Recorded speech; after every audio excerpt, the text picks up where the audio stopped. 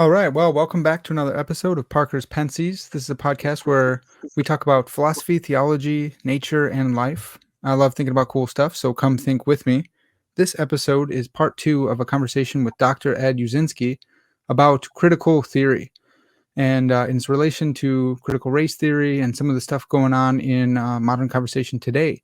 Dr. Ed, in the first part of this conversation, spoke about his lived experience, which is a very critical theory way of talking about your experience.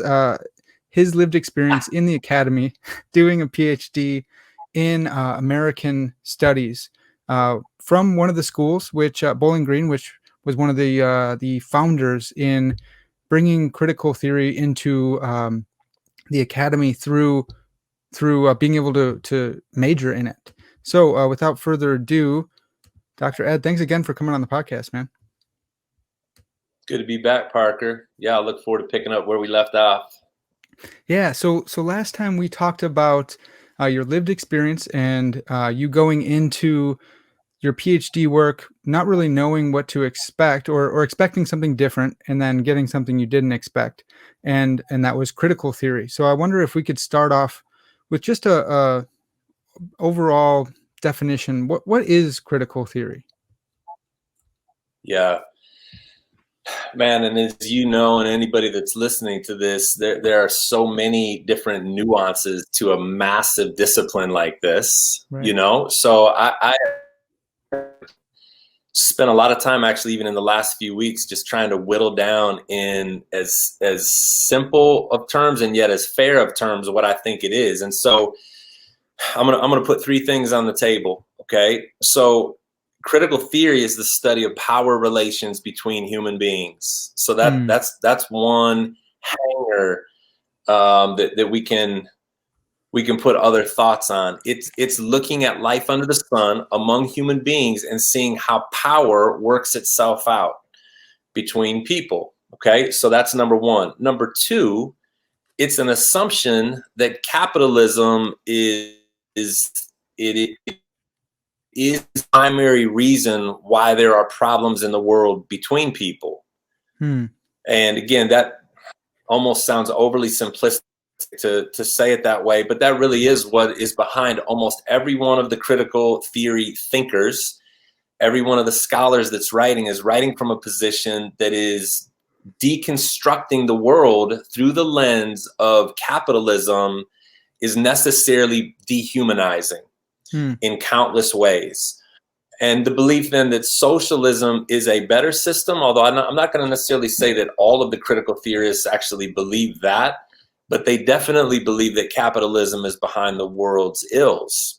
Yeah. And then the third thing I'd say, this maybe even goes without saying, but I do think it's important, that it's it's got atheistic foundations. It's trying to figure out life under the sun apart from God. In some ways, like the writer of Ecclesiastes does.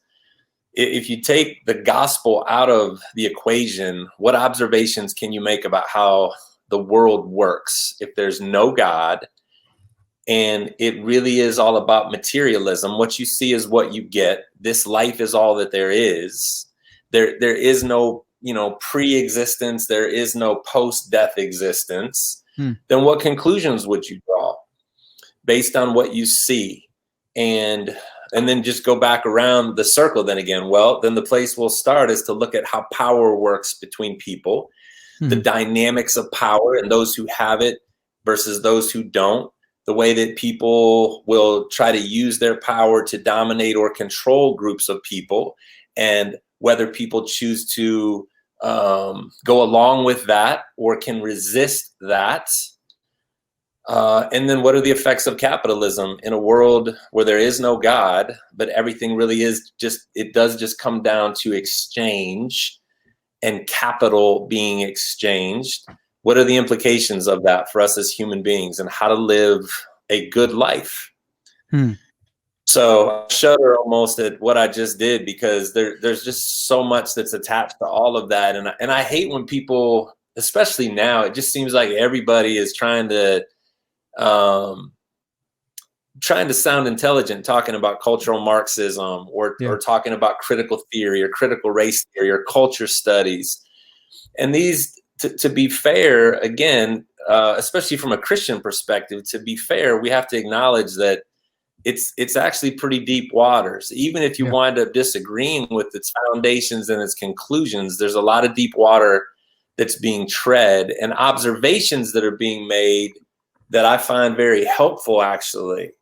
I don't agree about where they came from or what the conclusions that they want to draw, but there's some very profound observations being made that need to be taken seriously. So I'll stop with that.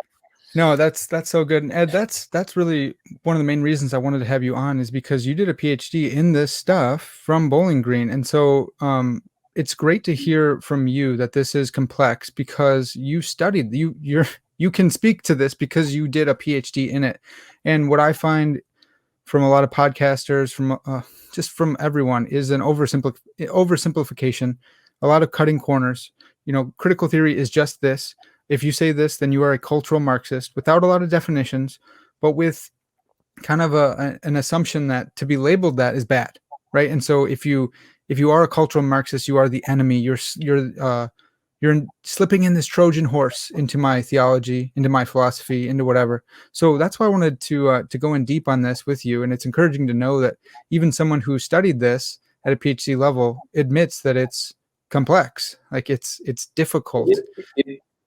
It is, and I don't want to be guilty of making the same error that I hear a lot of my non-Christian despisers of Christianity. They do this when they throw out a term like evangelicalism, let's say, and they pull one quote from Franklin Graham, where they hold up the Westboro Baptist folks who are standing on the corner saying God hates fags, or something repulsive like that, and they equate that's what evangelicalism to them. And I just think, and this happened actually when I was in school, I'm like, well, man, I guess that there's a whiff of evangelicalism behind that quote or behind that picture, but my goodness, it's way broader and deeper and more fundamentally different than how you're describing it, or to throw out a thinker from the Reformed tradition, like say John Calvin, and assuming that because we know a few quotes from Calvin that all of a sudden we have this depth of understanding of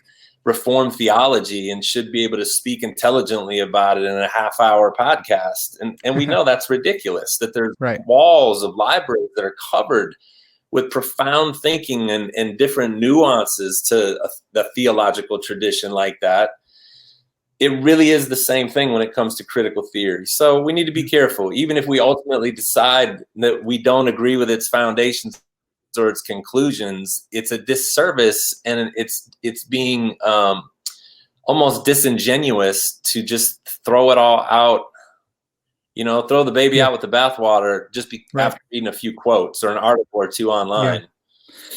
Yeah, I think that's right. And I think another aspect to it too is, look, say you disagree with it. You should deal with its best representatives. You should deal with its best thought leaders in order to, like, if you can combat that at the technical side or wherever, its best form, then you'll be able to talk at the popular level. And I learned this from Cornelius Van Til, a Christian apologist, who, in defending why he goes into philosophy, he's saying, look, if I can debate with the philosophers at this level, I'll be able to talk on the streets. And so if you want to do your due diligence, then you need to read some stuff, know what you're talking about. And so with that in mind, Ed, I wanted to talk just briefly about the Frankfurt School. And so, correct me if I'm wrong here, but I'll just give an overview. The Frankfurt School were a group of philosophers and social theorists in Germany. And I think a lot of them were Jewish. And I think they left when the Nazis started coming to power. And I think they came over here. They came over to America fleeing Nazism? Is that right? They did. And so, as I understand it, and again, like we've talked about this, sometimes it's even hard to keep track of all the different biographical details, even of how the movement happened. But I think for maybe 10 or 12 years, it was firmly situated in Frankfurt, Germany, and it was right around that wartime. And then when the Third Reich rose to power, guys that were critical of fascism were being killed at worst and being excommunicated from the country, caused to flee at best. and those guys wound up scattering themselves and coming over to America. Yeah. And so what were they doing? It's interesting because one of the key figures, his name is Max Horkheimer, and he actually wrote a paper. It's called Traditional and Critical Theory. I think you can look this up online, where he talked about how traditional theory, for traditional social theories, the primary criterion is harmony. He said it's an assumption that all of the parts form a coherent whole. Okay. Mm-hmm. He said, but what critical theory does is it opposes the world of capital, like we already talked about, which dictates every aspect of a human's life. Okay. And that there's this, it's actually flipping things around. It's the belief, not that everything fits together as this neat and tidy whole, but it deconstructs that. It deconstructs the world to see where the gaps are, to see where people are being exploited and taken advantage of, to see where this system that we assume is just, it all kind of fits together neatly for all of our best interests. Critical theory is the assumption that no, there's actually, they wouldn't call it sin, and that's a problem, but that there's actually nefarious motives behind why people wind up with what they wind up with, or wind up without what they wind up without. That there's actually great intentionality that keeps people separated from one another. And and so all the guys and women, it was mostly guys early, but also women that came into that school came into it with the intentional, looking through the intentional lens of trying to deconstruct what everybody just assumed was normal. And they've been doing it ever since. You know, what is that, 90 years or something? And it's gone off in it's gone into different aspects of society. And so you get critical race theory, you get feminist theory, you get, gender studies, and all the different layers of society that fall up underneath that umbrella are critiqued through the lens of deconstruction, breaking it apart, looking for the power problems. Yeah. Well, so Ed, when I first got introduced to critical theory, I was graduating college in 2014, and one of my friends was in sociology, and he was talking about trigger warnings, and we were kind of laughing about it. And I would listen to right-wing commentators, and they were kind of on the cusp too. They were recognizing trigger warning kind of stuff, and we were laughing about it. And my friend in the cultural studies and humanities and stuff was ahead of the curve, and he helped me think through this kind of stuff. But I started listening to like Ben Shapiro and those kind of guys, and I got into YouTube conversations on critical theory, and then I kind of switched from thinking, oh, this is a big problem, to this is a big conspiracy theory, because like you just said, it's got its roots in like all these major movements, feminist theory and all this kind of stuff. And now I'm kind of coming full circle again and seeing that it's not necessarily like something made up that someone's looking for the boogeyman, but that the critical theory did kind of splinter off into all these things. So in your own view, how did it become so popular? How did it become so influential from this group of refugees from Germany? Yeah, that's a good question. And even you saying, how did it become popular? Because I think you could argue that it really has made its way down to the popular level, but I still think that it's primarily an academic pursuit. And, what is the answer to the question of why it is that most academics tend to be informed largely through Marxist lenses? They view the world through Marxist lenses. Yeah, I'm not exactly sure why that is. That the intellectual powers that be, the intellectual elites, wind up very antagonistic towards the capitalist cultures that they're a part of, and concerns for fascism, for concerns about people being controlled or being oppressed. Honestly, there's a part of me that just thinks that ultimately at its base, and this is going to sound overly simplistic too, but I do think there's something to the spiritual reality of being antagonistic really towards the gospel at its core, that there is a God in the world. And so if that in and of itself is the primary divider between humans, isn't it? Whether you believe that there's actually a God that we're accountable to, who actually gets to draw some lines and boundaries around us, who can lay out commandments that say this is how you should live and this is how you shouldn't live. Okay, that's a particular worldview that has massive implications for a person. Well, if you rebel against that and you say, I'll have nothing to do with that, then we're left with spending our time erasing lines wherever they're drawn. Yeah. And, so it's almost like there's it's really an anti-God movement in some ways. And I hate to even throw that out there for fodder for those people who, don't have ears to hear anything positive out of it. But to answer the question, I really think that that's why it became popular. Because it was a way to make sense of life without God, and it was a way to make sense of life where I'm no longer primarily responsible for anything except to resist the powers that are out there that are trying to control me by telling me what I should do with my sex life, by telling me how I should organize my educational life, by telling me how I should organize my vocational life. And so instead of worrying about whether or not I am going to be accountable to God, I just invest all my energies in rebelling against the system that's out there. Yeah. And it becomes sort of a religion. Yeah.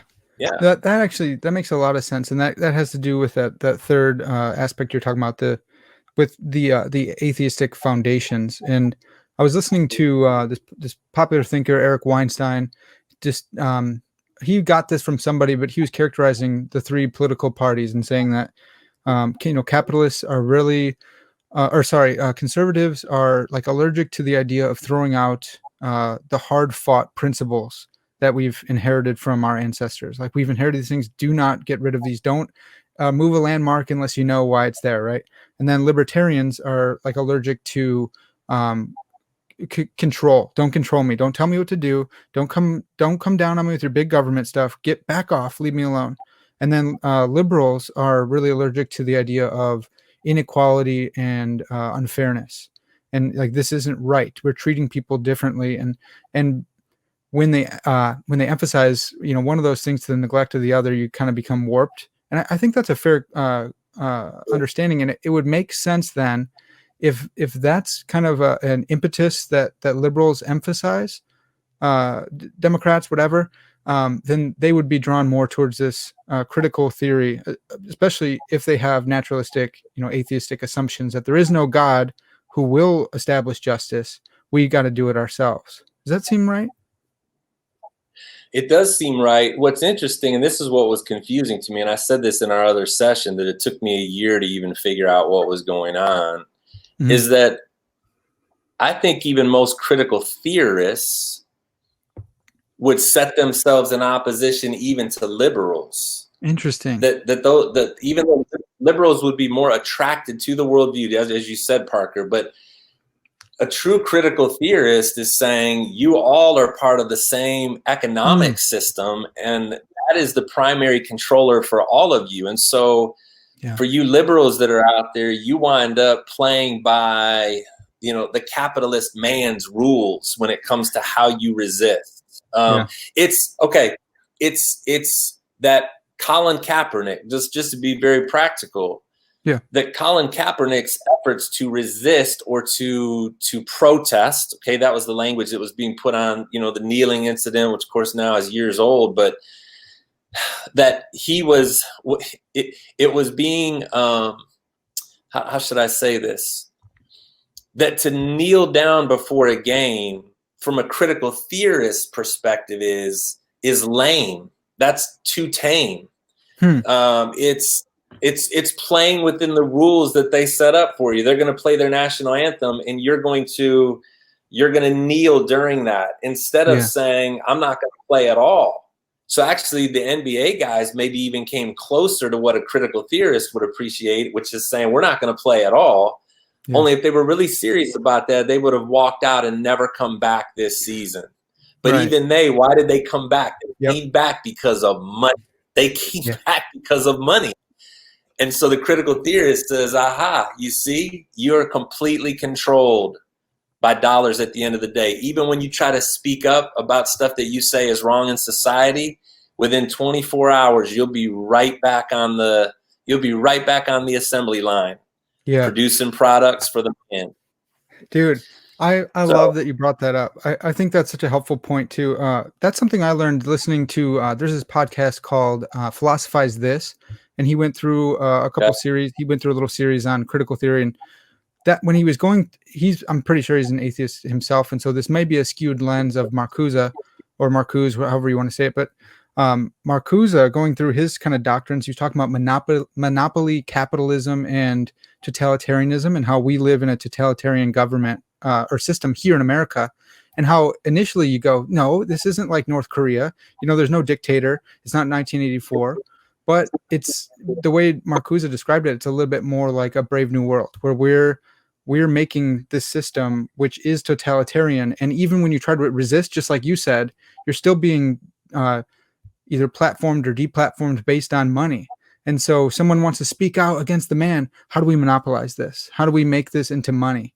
And there's a great Black Mirror show on Netflix about the same thing, where this guy's speaking out, and he's speaking out against the system, and they give him a show and they pay him to speak out against the system. And so again, you're just right back into it.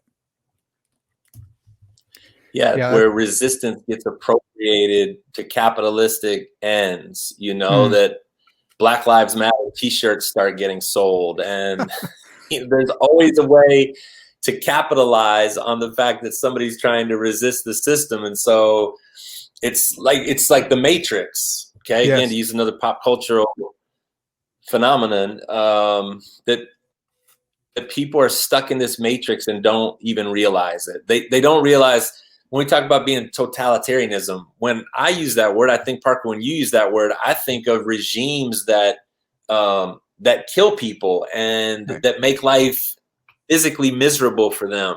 Mm-hmm. And the way that Marcuse used it, and others like him, the new left, as they were called in the 60s, was to say that, well, once you get a Walmart, let's just go here for a second. Once you get a Walmart, your expectations and the way your mind works is that you should always be able to have this massive amount of choices when it comes to a product, and they should always be at bare minimum price.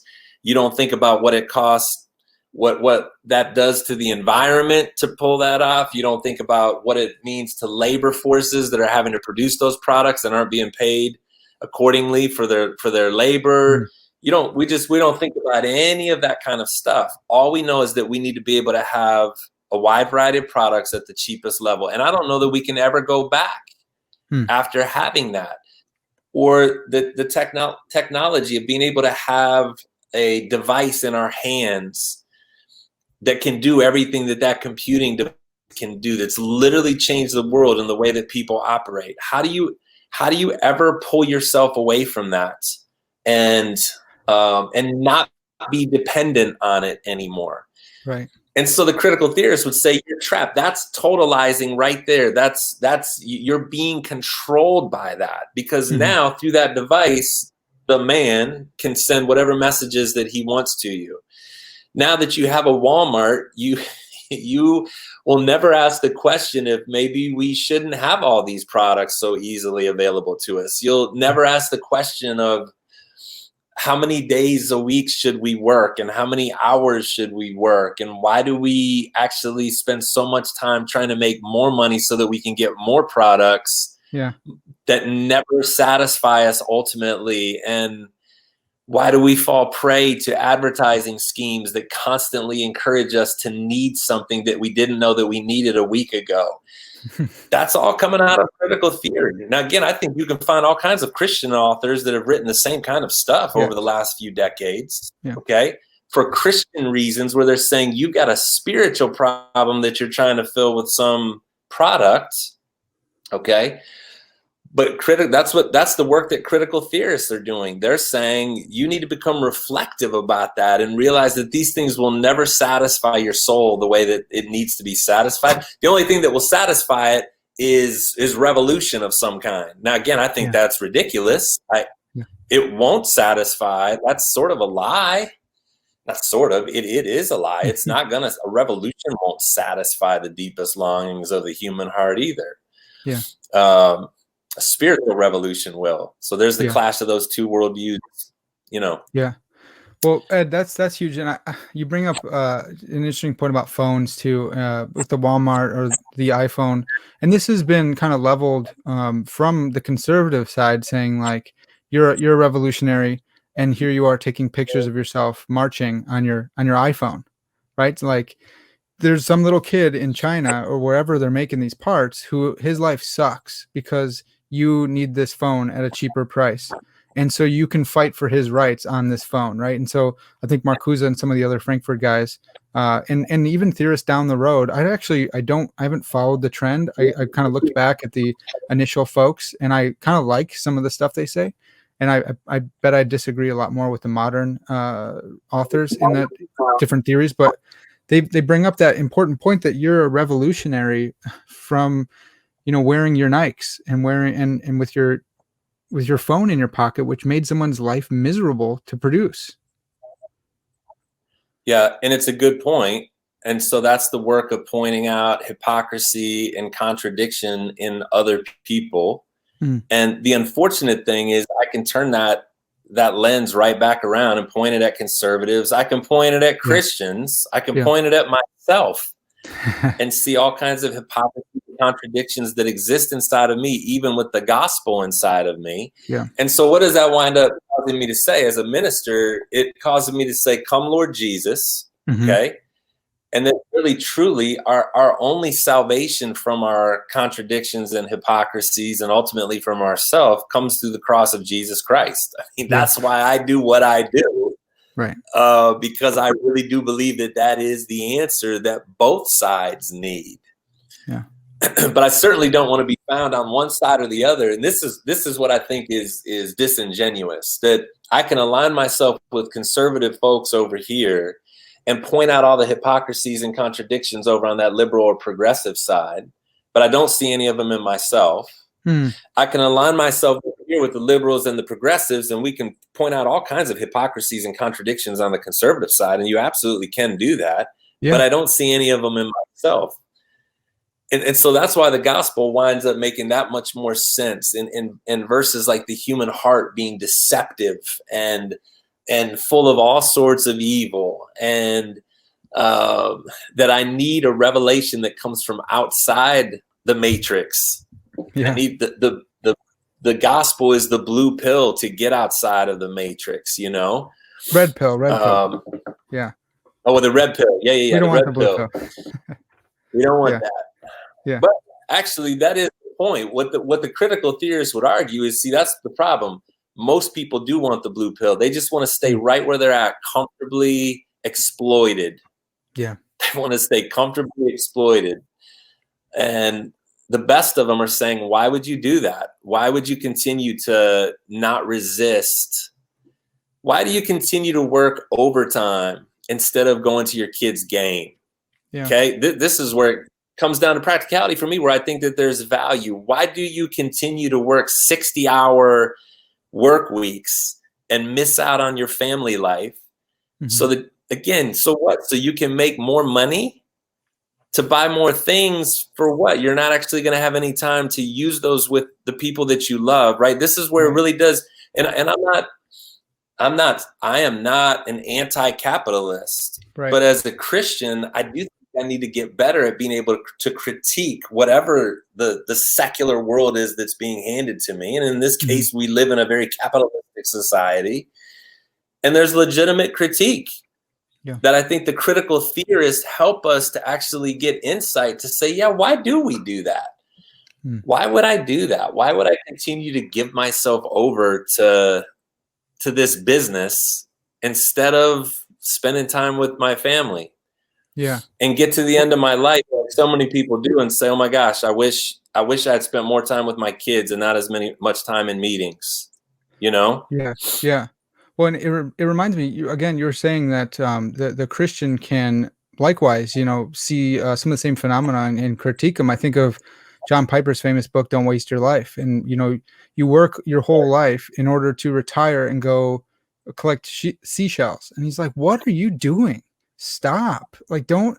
And you could get hit by a bus tomorrow. So you spent the last 30 years working so hard for this retirement that's not coming.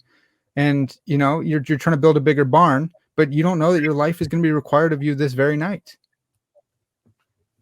So that's what's so interesting to me, Parker, that, and just going back to my experience in my PhD program. So there was a part of me that was repulsed by the erasing of all lines, by the contradictions that I saw everywhere. Okay. The little hypocrisies that don't work out. And yet at the same time, while I'm immersed in that for 5 years, and we're doing all these different readings, I'm saying, oh yeah, I actually know a Christian author that said the same thing. That's really insightful, over and over and over again. So I'm seeing these individual social observations that are being made. Again, the critical theorist conclusion is no, I say no almost always to what their conclusions are, that there needs to be some kind of overthrow of the government, or I need to completely detach myself entirely from all things that have to do with capitalism, or that I need to experience with my sexuality. That's where I'm going to find the most fulfillment. I'm like, well, no, I know that's not true, man. That's not true. And yet the observation that led you there actually has a ton of truth behind it. You're giving yourself over to do something that's not in your best interest. Why do you do that? Yeah. That's a Christian observation. Yeah. So somebody asked me near the end of our program, let me just throw this out. He asked me, how am I reconciling? Because he knew I was a Christian. He said, and he was too. And he said, how are you reconciling all this critical theory with Christian faith? And I said, well, let me just start out by saying I'm not trying to, not the way you mean it. I'm not trying to reconcile it, because they're two wildly different worldviews, okay? And to me, the gospel transcends anything that I've heard here, okay? On the other hand, what I'm doing is I am, like Paul did at Mars Hill, I'm acknowledging where they are stumbling into truth, and where some very great minds are experiencing common grace, and they're making observations about the world that Christians actually can profit from. And I feel like I can do both of those in good conscience. And just like Paul said, I perceive that you're religious people, but let me help extend your thinking. Let me show you where you're off base with this, even though I affirm this and this and this. Yeah. Dude, that's great. And that brings me to the question I wanted to ask about Utopia, escaping the matrix, and kind of the impetus. What should we live for? So from this critical, dude, I know it's so hard to speak with one voice when we're talking about critical theory, but you know, you live through this lens. You wanted to put it on and see what's life like under the sun, in the best you can, man. What's the motivation for wanting people to not be commodified, to not be wasting their lives? Like, what, for a critical theorist, what do they think that we should be doing? And is there I know we talked about this a little bit off air, but do some think that you can escape the matrix and create a utopia? Do others think we're just screwed and this is where we're at? Like, can you help us think through that? Yeah, so I will just say this from a theoretical lens, and this is what we talked about, that you've got different characters that are out there, like a guy like Louis Althusser, who was writing in the 50s and the 60s, and he was more of a determinist, a materialistic determinist, that things are the way they are and you can't get out, okay? And his writings all kind of lent themselves in that direction. There is no red pill, really. You're kind of stuck. Okay. And then you'll have somebody like Antonio Gramsci who comes along, and some, people are familiar with the term that he coined, hegemony, this idea that people basically give their consent to what becomes normal, that the power brokers and the elite of society determine this is what normal is going to be. And we as the people down here then give our consent to that. And he said, well, if you give your consent, that means you also could conceivably take it away So that opened up the door for the possibility that maybe you could resist it. And then you have a guy like Michel Foucault, who basically said, you can spend every day of your life resisting whatever normal is. And so the ultimate aim for a guy like him was not so much even to believe that you could make this macro change to the system, but you in your own individual life could live in a state of resistance to it, and in a sense could experience freedom in that. What I think is missing for everybody, and I always came back to this, it seems so overly simplistic even to myself at the time, but I remember even chuckling to myself when I realized it, is that the advantage that I feel like I have as a Christian in my analysis of society is that I have a theological category called sin that is far-reaching and deep, and that stains every one of our lives, okay? These guys didn't believe in that, and so they were left with the possibility of thinking to themselves that it really was possible to envision some kind of a utopia on earth where everyone got along, where everyone did what was in the best interests of other people, where people who had some measure of power were constantly looking to give it away to others who didn't have it, where they were not driven by commodities, they were driven by a love for one another. And I thought to myself as I listened to that, well, that sounds like heaven. That sounds like the Christian heaven. And you'll never see that on this earth because sin exists on this earth, and people they will always do what's best for themselves. Unless they're transformed from the inside out, they will always do what's best for themselves. People with power will always be motivated to use that power to their own ends. That's human history. So it becomes, even though you guys are all really great thinkers, you sound really, really naive as you continue to hold on to this notion that somehow, in some way, if just the right people were in political office, or if we resisted in the right ways at the right time, that we would experience utopia here. Yeah. That's stupid. That's not going to happen.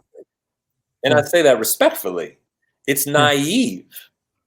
Again, come Lord Jesus. That's why the gospel is the only worldview that makes sense to me and that's worth anchoring myself to, because the gospel tells us why things are broke and that you won't experience utopia on this earth, and that your only hope is the cross. Yeah. Yeah, man, I found that the same thing is true with that conceptual tool of sin, which is a theological category, which to me is obvious when you look at little kids, right? No one teaches their son to bite their sister for the remote or anything, right? It comes with it.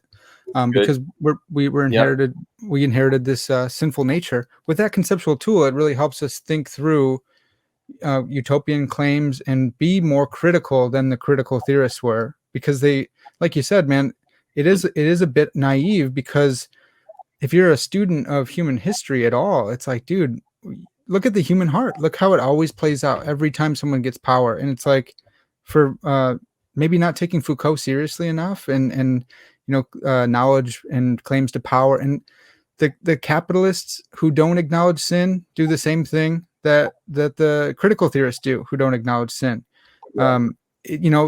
Capitalists will acknowledge that, hey, this is the worst system except for all the others, right? But it's like, yeah, but it's still the worst system because you still have sinful people, and you think that it's not going to devolve into corporatism. You think it's not going to devolve into this or that, because the human heart will do that. Like without the Lord reigning in our hearts, without Him, us actively acknowledging Him, it's all gonna devolve. Yeah. It's interesting to me. One of the responses to Black Lives Matter, and I'm not here to be an advocate of that organization, okay, but I still found it. I found it interesting how the reaction was that all lives matter. Right. That was a kind of a typical response to that, at least within the Christian circles that I run in. And my immediate thought was, actually, no, they don't. All lives don't matter. And I don't even just mean that for, white and black folks against each other. But again, if you just read the news every day, if you do a survey of human history, what's evident is that all lives don't matter to everybody. They Yeah. don't. They don't. Yeah. And so we need to be rescued from ourselves. Again, that's a very general statement. It doesn't mean that all lives don't matter to certain people. They might, but again, usually those are people that have been transformed by the gospel. They don't just all of a sudden grow up and becoming these people who lay aside their own wickedness on their own and choose then to agape love people around them. Mm-hmm. That's not what people do. Yeah. Our problem way than we think. Yeah. Well, I think especially, I don't want to just bag on atheists or anything like that, but with a given assumption that you specified in the third criteria there of the naturalistic worldview, again, man, I feel like they're not critical enough, because given that we're matter in motion, or that we're determined to believe what the laws of nature fizz in our head and give us certain beliefs, like why would anyone matter at all? Why should I care for my neighbor? And that's kind of still getting back to like the impetus for being a critical theorist. Like, is it just happiness? Or should we just be utilitarians for the most happiness for the most amount of people? Because you can do all sorts of weird stuff with those kind of ethics, right? Is it equality? Is it flipping the script so that the oppressed now get to oppress? Because I hear some of that sometimes too, and just. Yeah. Like without the doctrine of sin, without the doctrine of the Imago Dei, that we're made in God's image, I just don't see where either lens can get you. Like if that's what you have, without intrinsic value given to us by God, transcendently, why do any of it? Why make money for your family, but also like why work and fight for less hours so you can spend time with your family? Who cares about your family? Well, so what? That's good. And I used to ask that question all the time, Parker, especially once I got to my third year in our program. I asked that question. A lot of people, what do you think the end game is in all of this? Yeah. And I got everything from silence, a sober silence, which I appreciated from people, sure, to immediate change of subject, which I also appreciate, because I understand once you've sort of vested your life in this worldview, and it starts being deconstructed, it starts showing where its foundations are actually really unstable. It's the natural response to either get angry or just change the subject, right? People do that all the time. And then everything in between, all the things you just said, Parker, you kind of make up, you borrow from different traditions, you borrow from Christianity in ways that you don't even realize you're doing, or you borrow from humanistic liberalism that elevates humans as the center of the universe. And that at least can make sense to me, although I think it's a really bad idea. I think hedonism is at the core, and people won't say this, but I think for a lot of people, it's just, you just leave me the hell alone and let me do whatever I want to do, and let me express myself sexually however I want, and let me, and we'll say, that I'm going to try to live in a way that does right by me, but that doesn't bring any harm to you. That's a hypocrisy too, because I can make choices all the time selfishly that wind up affecting other people. But I really did feel like there were a lot of people who were committed to hedonism at their core. I don't want anybody at all to tell me at any time where the lines should be drawn. I want to do whatever I want to do sexually. I want to be about me. Yeah. As distasteful as that sounds when you strip it down and just say it like that, that's really what they were doing. It's interesting that so many of these guys, and again, I don't want to make too big of a deal about this, because my goodness, we hear about Christian pastors committing suicide several times, even in the last year. But so many of these guys wound up taking their own lives. Foucault died of AIDS. Right. Their choices wound up leading them to a place of nihilistic despair, where they wound up really with no hope when they fully embraced the worldview that they were teaching everybody across their lives. It landed them in a place that was hopeless. Yeah. And I say to that, oh my goodness, why would I sign up for that as a worldview then? You guys, look at what happened to all these guys that we're reading about. Let's be really careful to set some limits to how much we embrace this as a worldview. Yeah.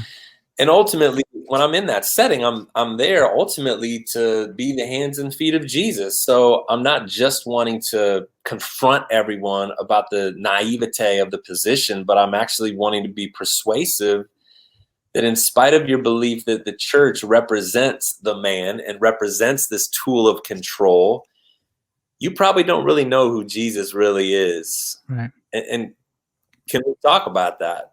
Yeah. And I had a number of conversations like that where people, I think I earned the right to be heard because I had spent so much time asking questions and listening to them and not just outright dismissing the worldview from the moment that I got there. I said, no, I'm going to try it on and I'm going to ask honest questions about it. And where it's shown to be lacking, I'm going to bring the gospel to bear on those conversations over pizza or beer or wherever we were at, that people were in a place where they could listen.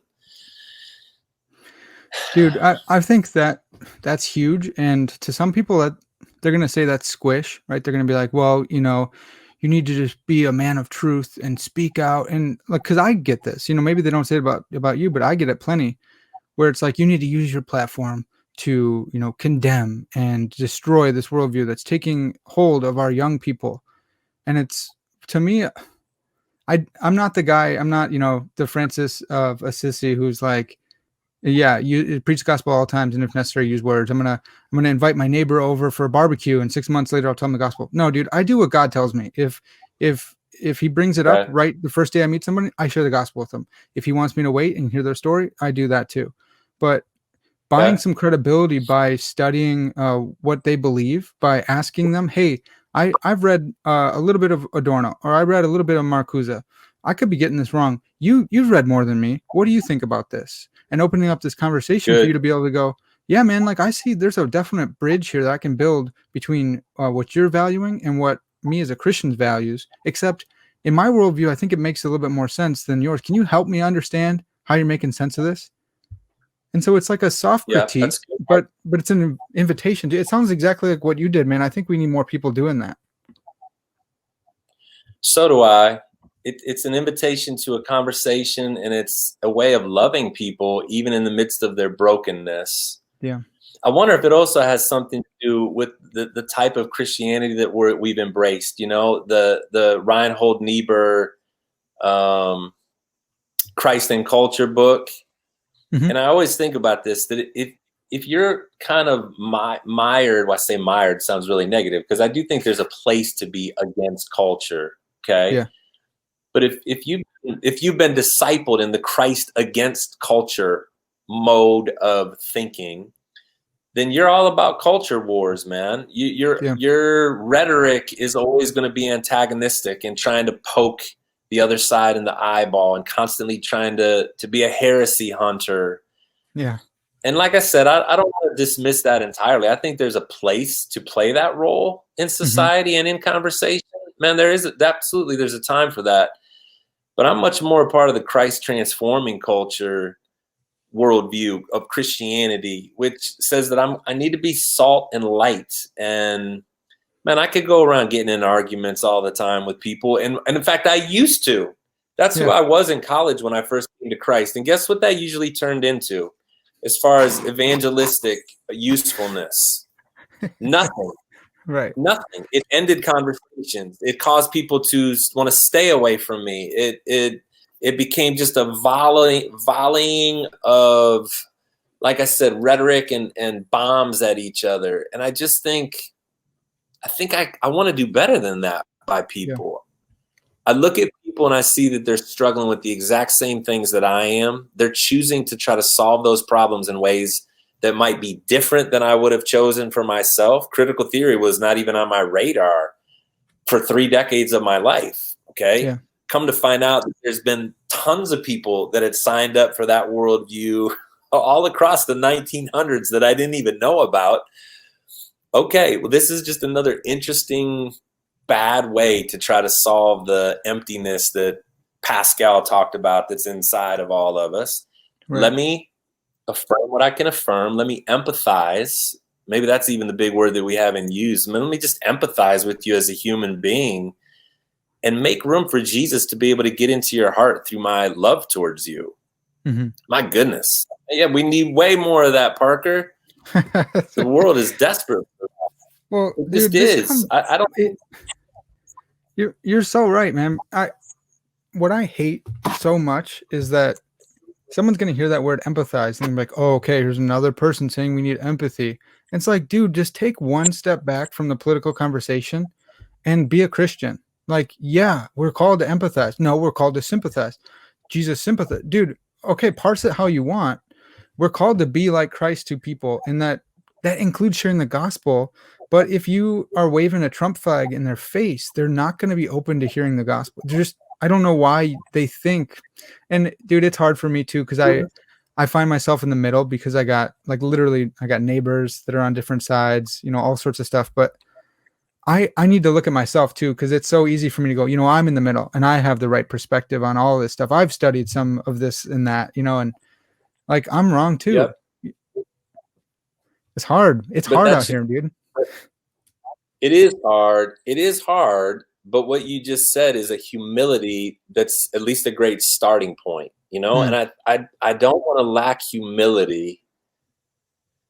And I do sometimes, to your point. I'm a jerk sometimes. And I think that winds up doing way more damage to the cause of Christ. Yeah.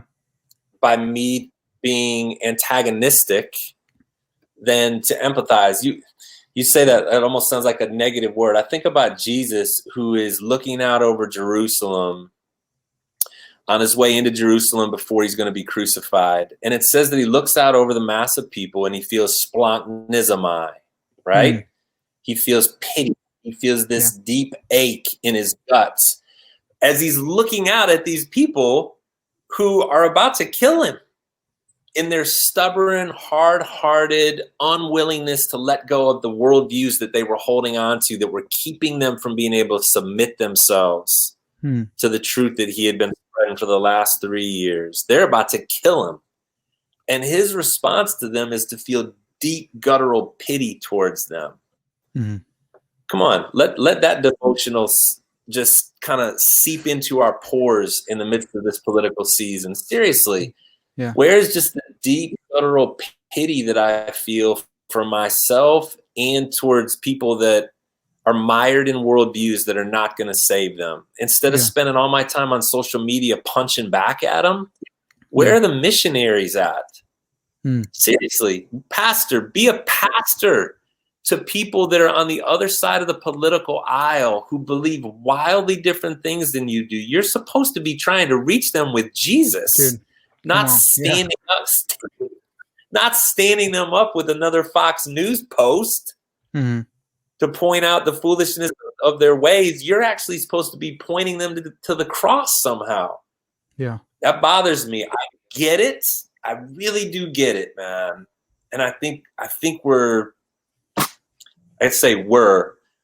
people that are choosing to engage the culture wars that way are doing damage to our efforts to help people come to Christ. Yeah. I think we're doing damage. Yeah, man. So I want to try and be fair too. Like, not that you're not being fair. Me and my brother has a podcast as well. And he gets a lot from like the woke crowd. He gets just hit left and right. And I actually don't get hit from them that often. I'm usually getting hit from the Trumpy, like all in conservative. They're not really conservatives because, if like conservative ideology, you can't be a big Trump guy anyways. But I'm getting hit from more the conservative side. And so we talk about how, we see pastors sharing different clips, right, that go around from the conservative side. Do you see... I don't speak to this because I'm not on the left really of the either politically or theologically. Like, are they doing the same thing? Maybe we say they're not as evangelical or they're not like gospel centered, but like I also see the rabidness from both sides. I don't know if is it one side over the other, you think, or is it both? Like where are we at? No, I think it's both sides. Now, again, are we talking to Christian folk, Parker? Because that's, to me, I don't have a problem with non-Christian people ripping each other to shreds. Right, I man. fully respect that. Okay. Right. Like Paul says, what business do I have judging those outside the church? Like, bro, that's their worldview. Like, that makes sense that they would be going so hard, that they would be doing all these nasty schemes to try and discredit each other, because they're living under the sun. They don't recognize, at a deep fundamental level, I say they do they're suppressing the truth and unrighteousness, right? But in the Christian community, where we're supposed to be better than this, right? Like, we're supposed to be unified in Christ, but we're not. Okay. So I do think it's on both sides. You mentioned the woke crowd. Usually that's in response to race theory, which I think is a different conversation. Maybe that's part 3, man. Maybe we come back and do another segment on critical race theory, because I think that's different. It's an offshoot of critical theory, but it's not the same as critical theory, because much of what critical race theorists are pointing out is actual injustice that was actually literally built into the historical record of this country at the legal level, that was intentionally separating people and oppressing people of color. Yeah. That doesn't mean then that I'm go along with everybody that gets called a critical race theorist, or every one of the conclusions now that I hear kind of thrown onto that pile for reparations and what those should look like, for teaching 4th graders that this country is irreparably racist at its core and can't change. My goodness, where that's happening, I stand against that. But I still think that a huge chunk of what is supposedly in the woke canon is stuff that Christians should actually be taking seriously and not just immediately casting out. That being said, I do think that there's an antagonistic rhetoric that comes from that side that's not helpful. And I'm in those conversations all the time. Are you trying to persuade these people that are being blind to these racial realities? Are you trying to persuade them to a different place, or are you trying to bludgeon them to a different place? Because bludgeoning is not going to work. Yeah. It may feel good to you. You may feel justified because it's been hundreds of years and they still don't get it. So you feel like it's the just thing to do to punch them in the head. Yeah. And I say, take your punches, but that's not going to change anything. Yeah. That's not the power of the gospel, is not in that bludgeoning. Yeah. Dude, different conversation. I think so. I let's do that, man. Let's do part 3. We'll find some time, because it's so hard for me, because I am in seminary right now, and I have professors on both sides of the critical race theory issue, and it gets into your hermeneutics, and I got friends and family on both sides. Like, it's a tough conversation for me, because there's some stuff I want to affirm, and then I'm called woke, and there's some stuff where I go, no, dude, that is just wrong, and then I'm called an oppressor. I'm perpetuating the system of white supremacy that I've inherited, and it's like, dude, I'm trying to be a Christian, man, and I could be wrong. I could have some blinders and stuff, but like with the organization we work for, sometimes you get bludgeoned in the head with the stuff, and you're actually not given a platform to speak up. And other times you are, and being wise with my words is hard. It's really hard for me. I know. I get it, man. It is for me too. And I think it's worth continuing to try to be a mediator. That's what everybody takes on a different identity in all these conversations. There really are different identities that we play as leaders and as ministers. And I find myself wanting to try to stand in the middle and mediate for the purpose of leading people to the cross. I had a pastor friend of mine the other day said, and I think he was mostly serious. He said, when are you going to take a stand? He said, when are you just going to draw some lines? And I said to him, well, I actually am taking a stand by not trying to draw a line. I feel like people are not listening to one another and are just wildly reacting to one another. And I'm trying to diffuse that. So there's actually a chance to hear and persuade and maybe get to a different place amongst Christians. I'm saying, I think that should be true on whether you're in a Christian crowd or non-Christian crowd, but I'm inside of this Christian worldview, and I'm trying to help people in the church to see what they're not seeing. And I want to do that in a persuasive way, not in a heresy hunter way. Yeah. So, dude, I love that. I think that's great. That's a good like term for me to think about and play that part. I like that. We need more people like that, and that's something I can get behind. And if I have that mentality, it's okay taking some flack because it makes sense, right? It's hard when yeah, everyone's picking a side and you don't quite fit either side. But if there's a middle side where you're saying, no, I'm going to be a mediator and I'm going to point everyone to Christ. I'm going to point myself to Christ. I'm going to take criticism where it's warranted, talk with my friends. Hey, this guy said this about me. What do you think? Oh, okay. It's true. Oh, it's not true. I think that's really helpful. And dude, this is why I love having you on, because you did your work in this. You're not just sharing, a Candace Owen clip, and you're not just sharing a Pod Save America clip. You've done the hard work. So we can talk about Adorno if you want, or we can talk about like the gospel and how it impacts the Christian community right now. So I love that you can do both, man. That's really helpful. I appreciate you saying that. And I'm certainly not the final word or a definitive expert on critical theory or any of these things. Right. You mentioned it. I want to be clothed in humility. That doesn't mean I'm not willing to take a stand. It doesn't mean I'm not willing to be direct and point things out to people. Right. But at the end of the day, I want people to get to the cross, and I want us to stay there. And I just think so much of what's going on saddens me, because I don't know that people, I don't know that ministers who should know better are fully embracing an identity that is saying, I'm going to become all things to all men so that some may come to Christ. Yeah. You know, Yeah. That doesn't mean we lay down and compromise. Again, people's minds race to all these extremes. No. Right. It just means that I'm going to, in humility, I'm going to try to empathize and connect with all men and women and understand where they're coming from and what the fallen condition is inside their hearts that they're trying to fill in some less than satisfactory way. And if I actually have the theological foundation that informs the way I think about the world, how do I introduce them to that? Yeah. How do I be one beggar who's found some food, who's just showing another beggar where the bread's at? I heard that the first year I came to Christ, and I've never forgotten that. That's my role. If I'm really trying to show other beggars where the food is at, it doesn't do any good to stand there screaming at people about how they're bad beggars. That's great.